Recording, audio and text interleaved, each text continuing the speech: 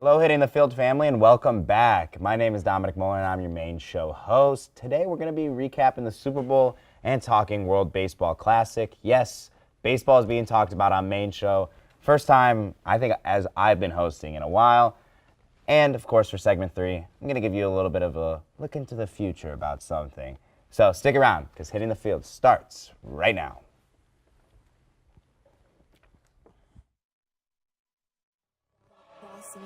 Things gon' change when I really hit the field. Undefeated champs, man, you know what's the deal. Tryna find a kid, I'm in the field doing drills. Boy, you just a sucker, you ain't never keep it real. 3 rings in my hand, I'm a warrior to the max. When I hang it up, they gon' have to give me plaques. Step up in the building and I only bring the facts. When I make a highlight, they gon' replay, run it back. Okay, always locked in, I don't got time to lax. Saying he the best, he could take a lap. Batted 1,000 when you check the stats. Boy, is you ready? You ain't gotta ask.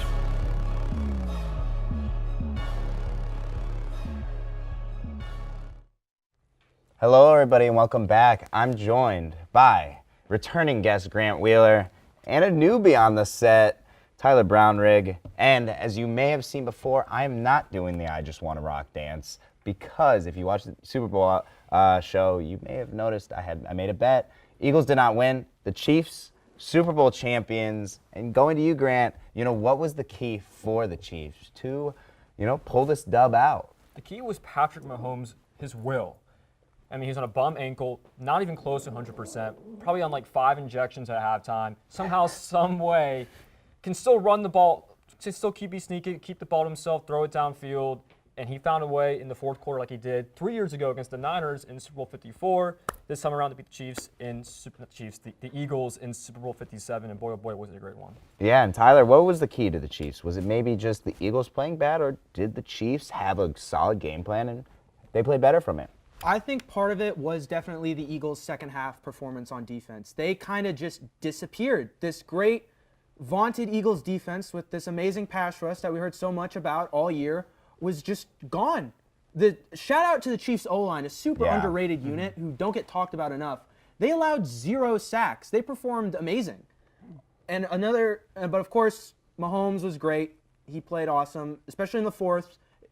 He just had the clutch factor and just was able to put it away in the end for their Kansas City, leading the victory. Yeah, and I'm glad you brought about the Chiefs O-line. I don't think they get enough credit. This is a team that Andy Reid has brought in because last year when they played the Bengals in that AFC Championship game, the Bengals were getting to Patrick Mahomes, causing a lot of disruptions. Now this Chiefs O-line really locked in and held solid against the Eagles. And I actually want to shout out Travis Kelce's TD catch because also on the Super Bowl show, I said he was going to catch one, and he did. So maybe I should be called the prophet. Maybe not Jack over here. Maybe I should be the prophet. He's giving me a thumbs down over there at Cam 3. But talking about Patrick Mahomes, we got to talk about it. Which QB actually played the better game? May not be a win or loss, but which one had the better game? It was Jalen Hurts. Jalen Hurts had the better game, start to finish. He played phenomenal. Best game of his career, honestly. He had over 300 yards passing, over 70 on the ground, 4 total touchdowns. It silenced all the doubters, I would say. Performance of the ages. Though I will say Mahomes in the fourth quarter, in the clutch down the stretch, he was the better quarterback at the end. And Grant, do you agree with him, or? I do agree, and I like what you said at the end there about how Mahomes was better in the fourth quarter because he certainly was. But for the majority of the game, it was Jalen Hurts. I mean, he threw 300 through the air, 3 rushing touchdowns, 1 through the air. He was doing it both on his legs and with his arm. So was Mahomes, but for the vast majority of the game, it was Jalen Hurts. But when it mattered most, Patrick Mahomes came through, and he had the last laugh. And you know what? I'm actually going to go against you guys. I think Jalen Hurts played a great game, but ultimately it comes down to which quarterback was able to pull out the win. And I think Patrick Mahomes played the better game. Yes, he may have been shaky. He may not have had the best statistical game. But when it came down to it and they needed a touchdown in big drives, not just the fourth quarter, but, keeping up with the Eagles that came out high-powered at the start, he was able to keep up with them. And I think Patrick Mahomes played a great game. He showed why he's the best quarterback in the NFL, showed why he's MVP, and he showed why just a simple, injury, even if it's, minor as an ankle, or it could be as major as who knows what his ankle came to. That could have really sprained some, ligaments in there. He's playing through it. He's a tough guy. I think he played the better game. And going with that, how did Mahomes' injury affect him through the game? Was that maybe a sign that the Chiefs aren't going to be able to win this? Or what did the Eagles' defense think through that? Did they try to capitalize or not capitalize enough? I mean, I think everyone, my reaction included, once I saw Mahomes go down, you see Edwards, he grabs the right ankle. I thought the game was over. Yeah. I was like, it's over. It's going to end on this tragic note. We're going to be saying what could have been at the end of the day with Mahomes. But I don't know what they gave him at halftime, but it worked, man. Yeah. He was running around like he wasn't in any pain at all. Of course, he had that clutch run to set up the field goal. He was looking fine out there. So I think the ankle didn't really affect him as much as we were all making it out to be. It's such a big deal. And he just showed his toughness. He just played through it, not just man. last night, but I think this entire postseason has shown a testament to his toughness overall. I mean, Mahomes is arguably the toughest player in the NFL. The fact that he's playing with a high ankle sprain at this high of a level into the postseason in the Super Bowl, I mean, it's not easy to do. So the fact that he was able to do that while winning it, proved right. Now, I'm going to ask this actually, because I want to get some debate going. I want to see if you guys are going to even debate about this topic. Which quarterback had the better postseason, Jalen Hurts or Patrick Mahomes? Now, I will debate with anybody. I say Patrick Mahomes had the better postseason. He proved why he's the best there. Jalen Hurts had an amazing postseason, but that just shows that what's coming from him.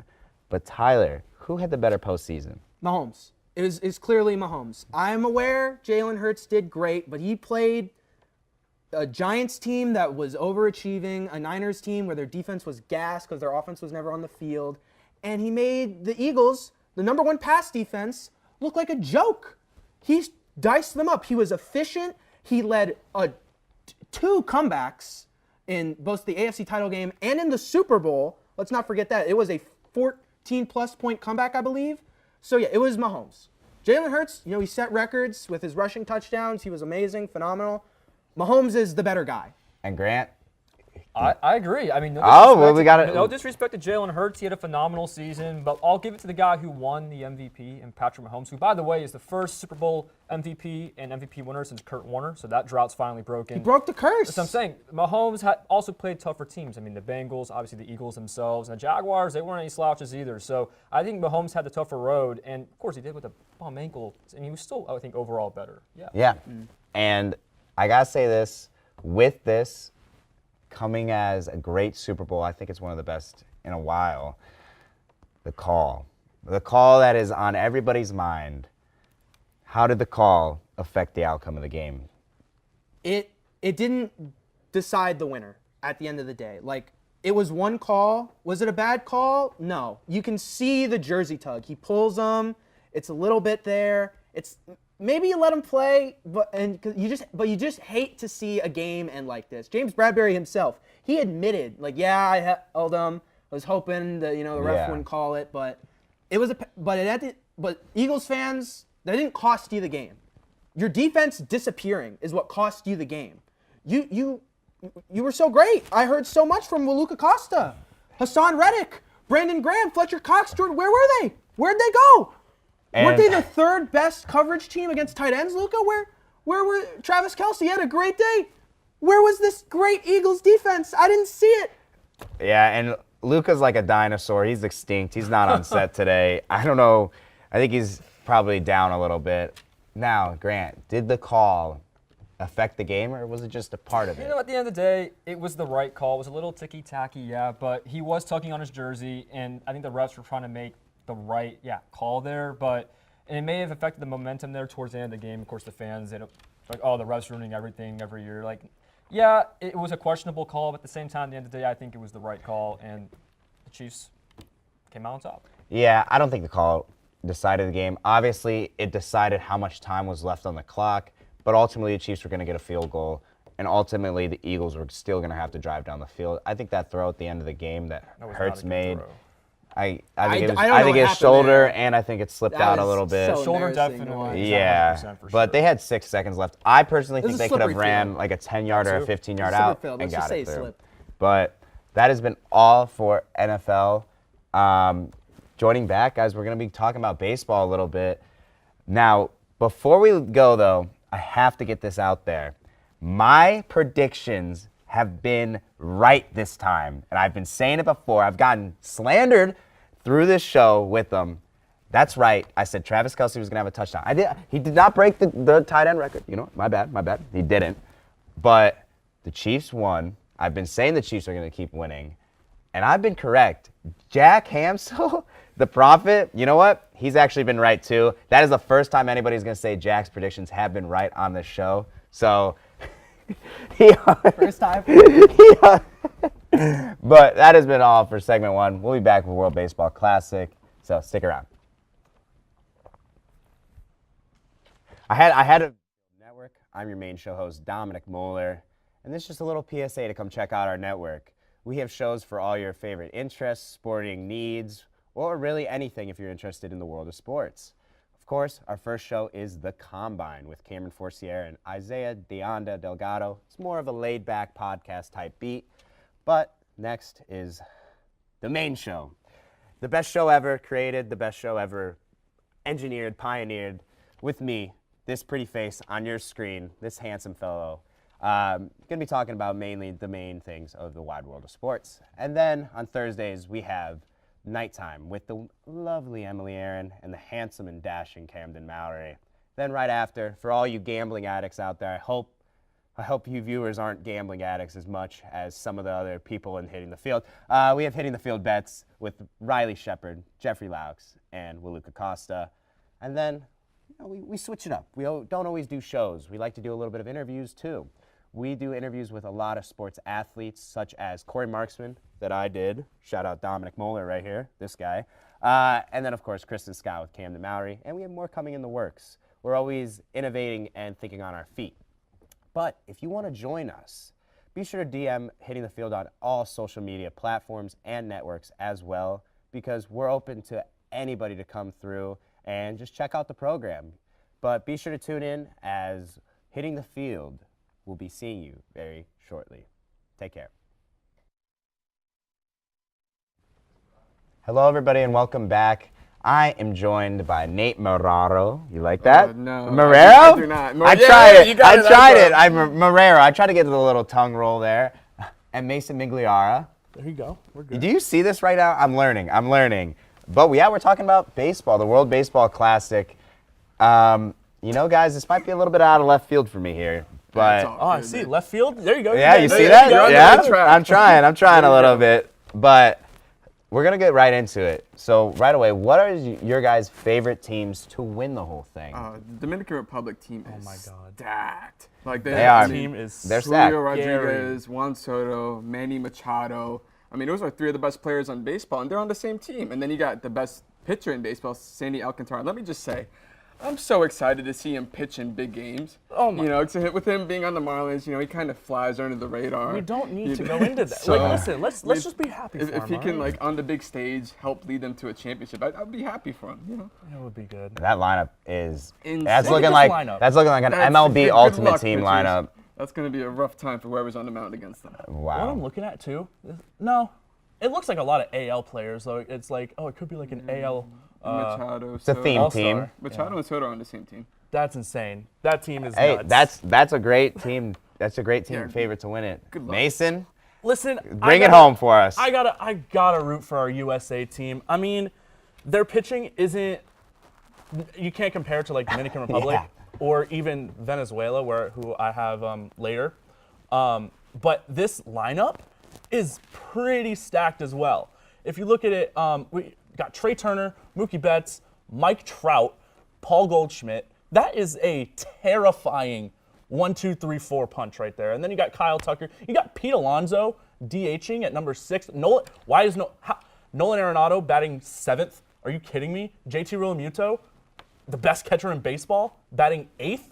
And then Jeff McNeil, who all he does is make contact This team is stacked. And Kyle as Schwarber well. isn't Yeah. even in that lineup. And Kyle Kyle Schwarber- Schwarber yeah, is not even in there. I'm going to say, you know what? I'm sad that I don't see my favorite player in baseball there, Dansby Swanson, to the Chicago Cubs. I don't know Yeah. why he's not on there. He also plays Kayla for the Lewis Cubs. in the studio. So, Yo, listen, guys, all right? We're trying, okay? But with the favorite team, we got to talk about a possible sleeper team. You know, those are some big teams right there. But what is a sleeper team for this? A sleeper team for me would be Team Mexico. Like they have, you look Okay. at the roster, like they Okay. have Giovanni Gallegos coming out of the bullpen, Jose Urquidy, Julio Urias, and Taijuan Walker. How he's on Team Mexico, I mean, I don't you know, know, some of I'm these- not the grand poobah of, you know, how you end up. But, you know, and they have good bats. Alejandro Kirk, Rowdy Tellez. I think he had 35 homers last season. Oh my and then Randy Arozarena. That is a really good lineup, and their rotation is really good too. Yeah. Yeah, look at I mean, this there's- rotation they right have a- here. And they're in the same bracket as the United States. I think it's Pool D. So, I Yeah. mean, them playing against you, that's going to be, their pitching staff against Team USA's offense is going to be very interesting and fun to watch. I'll be shocked if they're not the two teams that make it out into the Oh, Yeah. I totally agree with that. Now, Mason, you have a kind of a different sleeper team here. It's Yeah, I it's wanna abstract, I want kind to of. keep looking at this Mexico team, though. I mean, Oh, Alejandro Kirk, he is a great hitter and catcher for the Blue Jays. And who else do they have? Austin Who's their Barnes backup? is catching, Austin too. Barnes, too? Like, that's a great catching Great, duo yeah. that you have No, right there. There's not much of a drop off when you go from one to the other. Oh, 100%. And who do they have in pitching? They got Giovanni Gallegos. Gallegos coming That's out of the their bullpen. closer. You Oh got my Julio God. Urias. Julio Urias. And then On what was the last starting. one? Luis Cesa. This Yeah, team is Cesa's really, not- really good. Yeah, they have a chance to make some noise. Oh, 100%. But my team, that's going to be Team Venezuela. Okay, yeah. Listen, we all know how much I despise Ronald Acuna, but he is on this team and he is a star. He is a star. And they also have, oh my gosh, Jose Altuve. You Yeah, like your man. I like Jose Your boy Altuve. I Jose? get, you know, Yes. the Astros' little cheating scandal in the past, but he's a great player. He is And a great player. Come on, he's putting on for the short kings That's out a there. good lineup, too. And they've got some real, look at this lineup. Ronald Acuna, Jose Altuve, Jimenez, Salvador Perez, Escobar, Santander, David Peralta, Miguel Cabrera. Yeah, shout out to batting Miguel eighth. Cabrera. Hold up. And then new Marlins acquisition, Luis Arraez. I think that's how you first pronounce base? it. I don't know. Didn't roll off. Yeah, Miguel Cabrera going into the fountain of youth to come back. I my mean, goodness. he Yeah. might be This will the. be his last little hurrah. Yeah, for this sure. might be he's not having much of a key hurrah over with the Tigers this season. And this pitching that they got Pablo Lopez, guys. I don't know if y'all know who that is. I know because I'm a Marlins fan, although we just traded him for Arraez. But Mason Pablo- and his family know him. yeah. Pablo Lopez, he's going to shock some people at this World Baseball Classic. I'm telling you. He's got stuff. His changeup, oh my God. Don't even get me started. He's really good. So be on the lookout for Team Venezuela. They are going to be a very, very sneaky team. And you know, you're talking about, you know, keys. You guys are talking about keys to success for these teams, but I want the overall player that's going to have the biggest impact. Don't matter about the team. Don't matter about all that. Who is going to play the best and have the biggest impact on the game itself or improving their team that could be better on? Well, I think if Team USA is going to win, they're going to need Clayton. Jesus Christ. Yeah, Clayton what's up with Kershaw names? What's to up with have- names, guys? What's up with names, huh? All right, man. I'm gonna give you a little bit of a pass. Clayton Kershaw is gonna, if the Team USA is gonna have a good run, he's gonna have to pitch well. And I mean, this is gonna be could be his last chance to get a championship. I mean, on the Dodgers, they tend to choke in the postseason in non-pandemic seasons, so this could be his last good go. And I mean, he's one of the best pitchers in his era. Like Mason was talking about, him and Verlander. I mean, That's a toss-up, man. yeah. Yeah. And so I mean, this could be, if he can win a World Baseball Classic and pitch well in it, that would be the. Put Verlander on this team. I mean, Yeah. are the Mets just holding everybody? Are they just holding Well, they them? let McNeil play. They did. I don't know. But yeah, I guess that's another thing with the World Baseball Classic. You see a lot of teams that kind of like, no, because they're trying to win a championship, they don't want the World Baseball Classic to kind of interfere with it.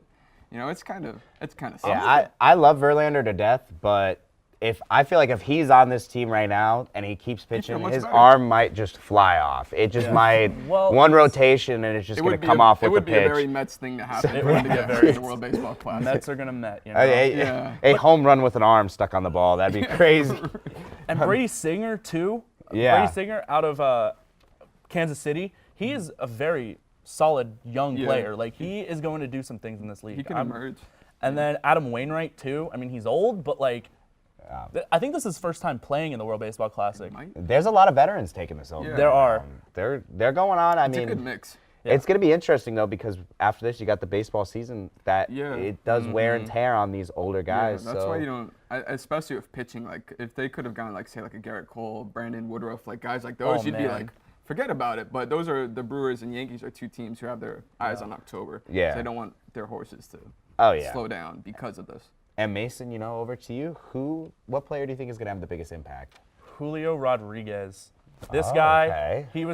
he was our AL Rookie of the Year last year, and he is an absolute bona fide stud. Look Put at it this. on there. Look Put at it this guy. on there. He goes out in the center field, and just look at that catch in the gap. Just absolutely, he covers so much ground. Oh, and then I had to throw this one in here. I remember watching this one at work. I was so deflated. Because Sandy had pitched such a good game. And now those two are teammates, by the way. These two guys, teammates on Team Dominican Republic. Oh, just another one, just a bomb. Going Oppo. This guy is just so good.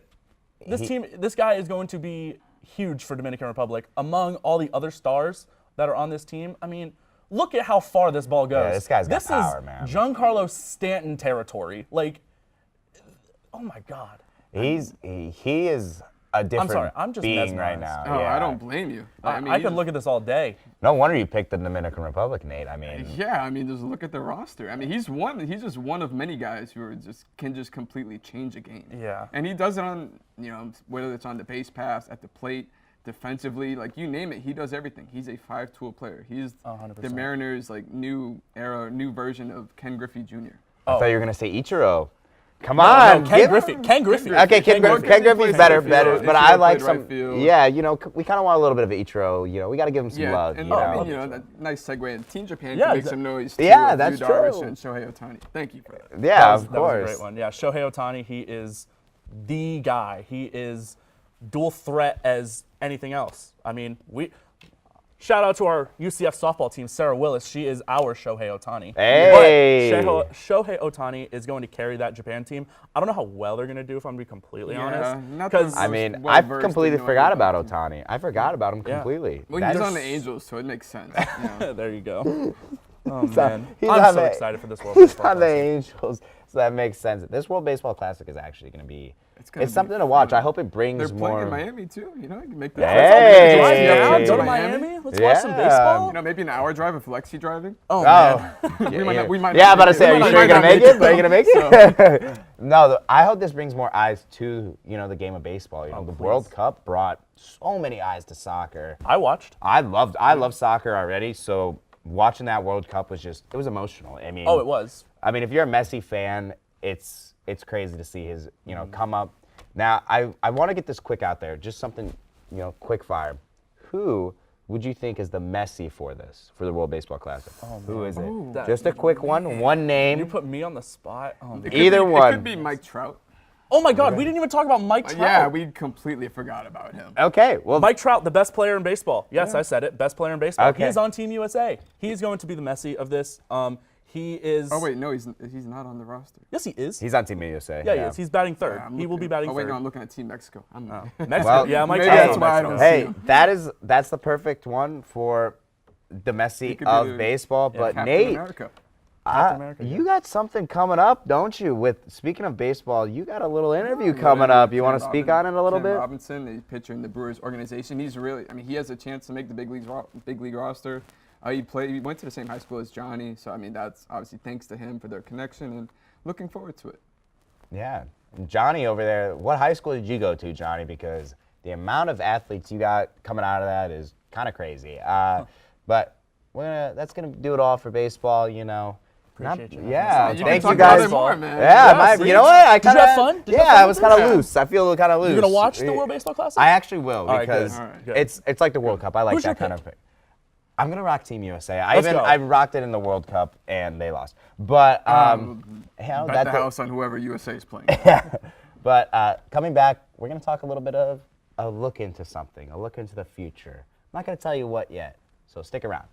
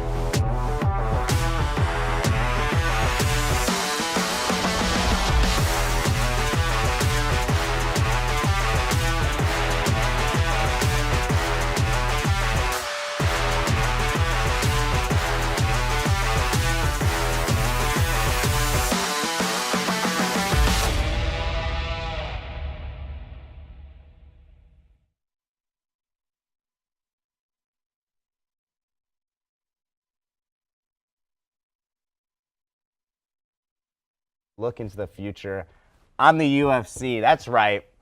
It's time. We're going to see what's next for the big hitters of the past UFC card. And right away, I'm going to give it, you know what? I'm saying it. I think Volk won that fight. It's a close, razor-thin fight, but I think Volk ultimately takes the dub there. I think it's also a fight that gets scored either on ground control or striking over time. I think Volk wins that, but, you know, the judges thought differently. That last judge, I don't know what he was talking about. 46, he gave Volk a 46 out of those rounds. He said Islam basically won the whole fight. No, come on, guys. Let's be real with the scoring. They need to do better on that. But I think what's big next for Volk is actually going to be that co-main event winner. Yair Rodriguez winning that featherweight title. It's big for that whole division because now Volk has a fight. He's got that set up. Before, Volk was running through that division. What he did to Max Holloway was crazy. I think now Volk takes it on. I also think Volk just wins that whole thing. He wins that division. He runs that division. He is him. Now, speaking on Islam, you saw who was also in attendance for that. Charles Oliveira watching on. Beneil Dariush is going to fight Charles Oliveira next. Winner will fight Islam. And I think Oliveira's got a little bit of a vendetta. He's getting in there. He wants to win. And he's looking on. He's like, that should be me winning that shit. That should be me fighting Volk. I think Oliveira's coming back with a vengeance. I think Oliveira beats Islam the next time they fight. That's right. I'm saying it live on air. I think Islam loses against Oliveira again. But if Oliveira loses against Dariush, my whole prediction's gone. It's thrown out the window. But now going on to kind of a surprise, Josh Emmett. I mean, it's a tough loss, but Yair was very nice and very humble in his, post-fight, telling Josh Emmett to keep fighting, keep going on. But I'm sorry, Josh, but I think he fights Arnold Allen next. It's not confirmed, but I think he fights Arnold Allen next, an up-and-coming fighter, which this could kind of give him his redemption, or Arnold Allen could then shoot up in the rankings from it. He's already, I think, 3 or 4. But I think Josh Emmett loses this and actually moves up a weight class because that weight cut, he looked like a complete skeleton. I thought it was Halloween. I thought he was dressing up as a skeleton. I was kind of scared myself. I didn't know if he was Ghost Rider, Nicolas Cage. I didn't know what was going on. But, yeah, that weight cut was rough. I think he moves up a division, and I think he, maybe he has success in the next division. Who knows? He's a heavy hitter, but Yair Rodriguez was completely able to neutralize his attack. And Magdalena, a shout-out to him because he's been moving up that ranks. He had an impressive submission win, impressive performance. And this young guy, I think, needs to fight a veteran next. And they have to be in the top 15. So, you know what? I think he fights Michael Chiesa. And I think he beats him pretty easily. I'm sorry, but, I don't think Chiesa's got it. And I think this gives him the credit enough to start fighting better opponents. But that's going to be a look into the future right there. Something new. New segment 3. Didn't want to do a top 5 every week. But segment 3, switch it up a little bit. But that has been all for Hitting the Field. I have been your host, Dominic Moller. And stick around for the next show because this might be all gone. Yes, the buzz cut will be in. So take care, everybody.